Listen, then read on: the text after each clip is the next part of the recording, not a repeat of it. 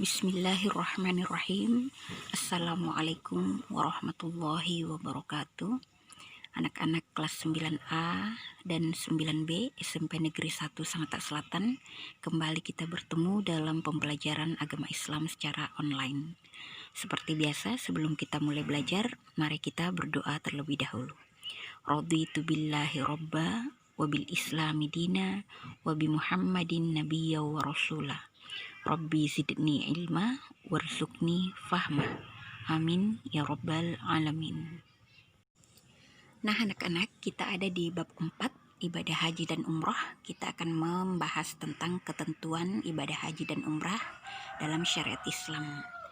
KD-nya KD 3.7, memahami ketentuan ibadah haji dan umrah dengan indikator pengertian, kemudian dalil perintah haji dan umrah, lalu tata cara melakukan ibadah haji dan umrah. Nah anak-anak, coba diperhatikan pengertian haji dan umrah. Haji ini adalah berkunjung ke tanah suci Makkah, yaitu mengunjungi Ka'bah untuk melaksanakan amal ibadah tertentu sesuai dengan syarat tertentu, rukun-rukun tertentu yang telah ditetapkan oleh syariat Islam. Nah, haji ini diwajibkan bagi orang-orang Islam yang sudah mampu atau punya biaya untuk melaksanakannya. Ibadah haji ini dilaksanakan pada bulan Zulhijjah.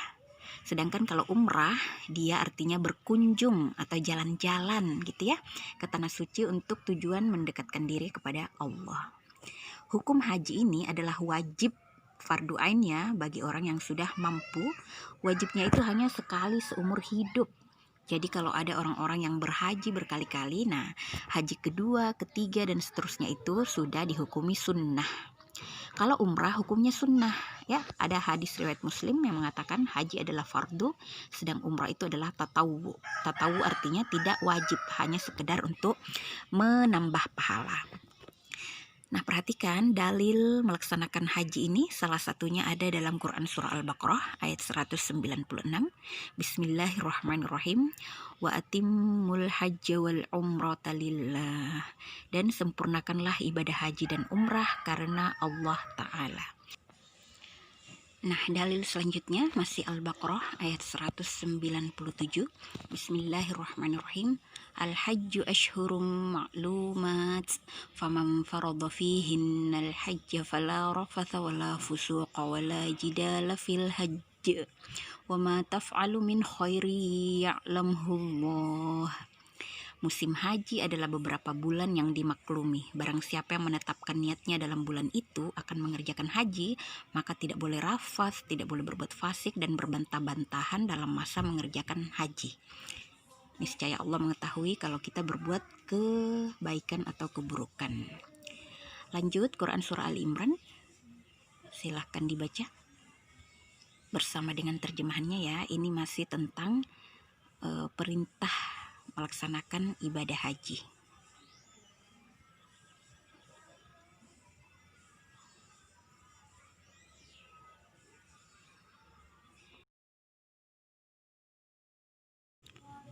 Nah lanjut anak-anak, sekarang adalah ketentuan-ketentuan haji dan umrah ya.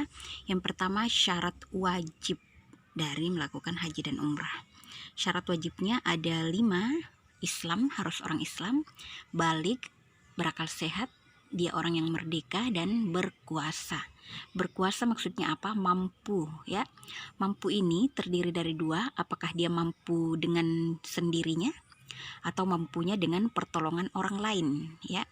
Kalau dia mampu dengan melakukannya sendiri dalam berhaji ini, berarti ada, ini bahasa Malaysia ya, berarti ada biaya untuk pulang balik ya ke tanah suci, ada bekal atau nafkah, bekalnya untuk pergi, ada juga nafkahnya untuk keluarga yang ditinggal, kemudian ada kendaraan, berarti ini sudah mengurus paspor dan sebagainya, kemudian merasa aman dalam perjalanan pergi pulang ini, kemudian tubuhnya sehat dan ada memang berkesempatan waktu ya, memang dia memiliki waktu ya.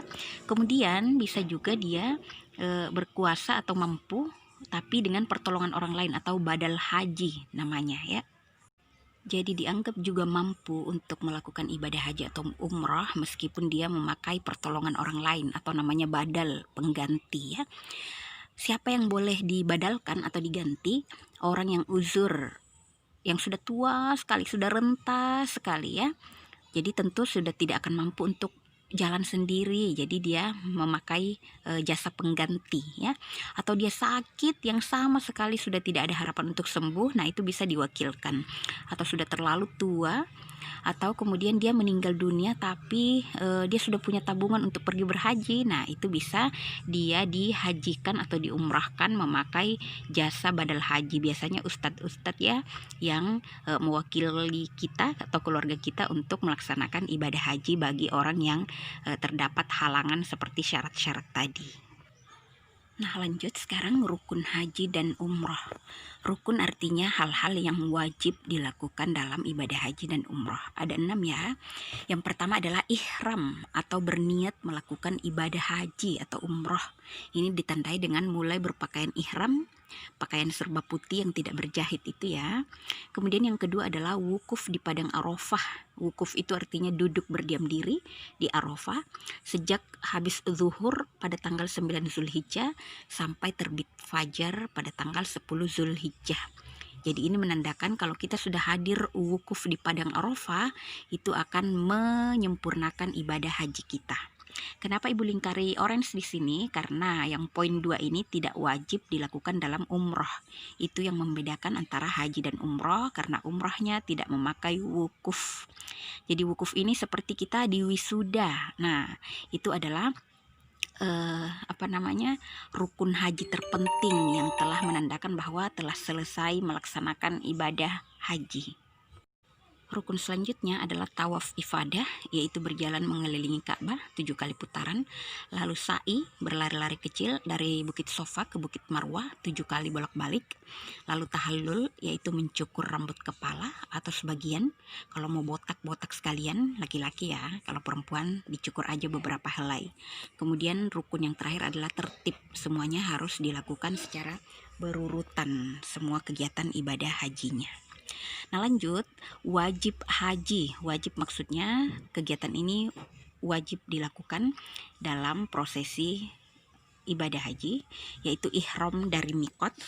Jadi ihram ini maksudnya berpakaian ihram dari tempat kita memulai. Jadi mikot itu artinya tempat kita memulai pelaksanaan ibadah haji. Misalnya orang Indonesia nih tiba di Makkah, tiba dimanapun dia, nah itu dia mulai disebut mikot di situ ya, dia mulai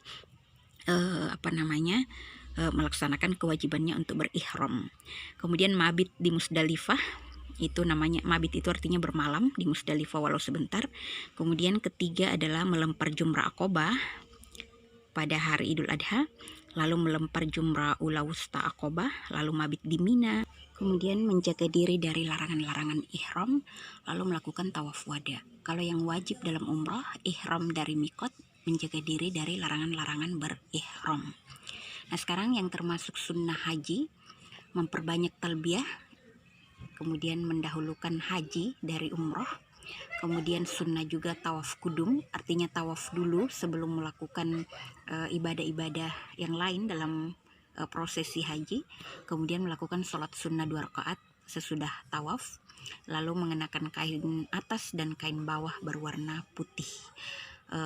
Banyak juga ya sunnah-sunnah lain seperti minum air zam-zam ya, kemudian berdoa, banyak berzikir di Makkah, di Ka'bah saat melakukan tawaf ini ya.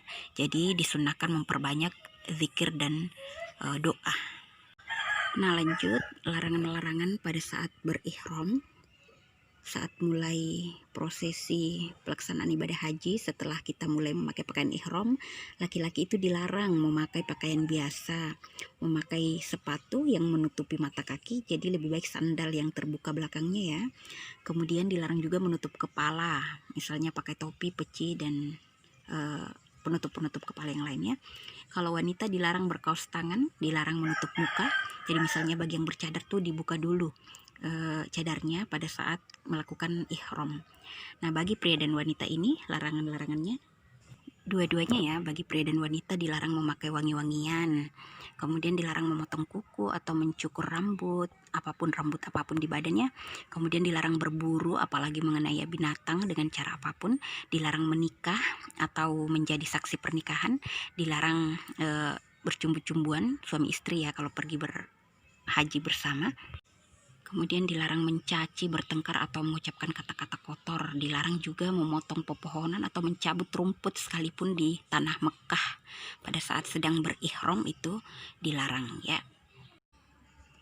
Oke anak-anak, demikianlah materi pada hari ini ya. Kita akan bertemu kembali insya Allah pekan depan masih di materi ibadah haji ya. Kita akan membahas nanti pelaksanaan dan hikmah dari ibadah haji. Kita akhiri dulu pembelajaran kita pada hari ini dengan ucapan alhamdulillahirabbil alamin. Assalamualaikum warahmatullahi wabarakatuh.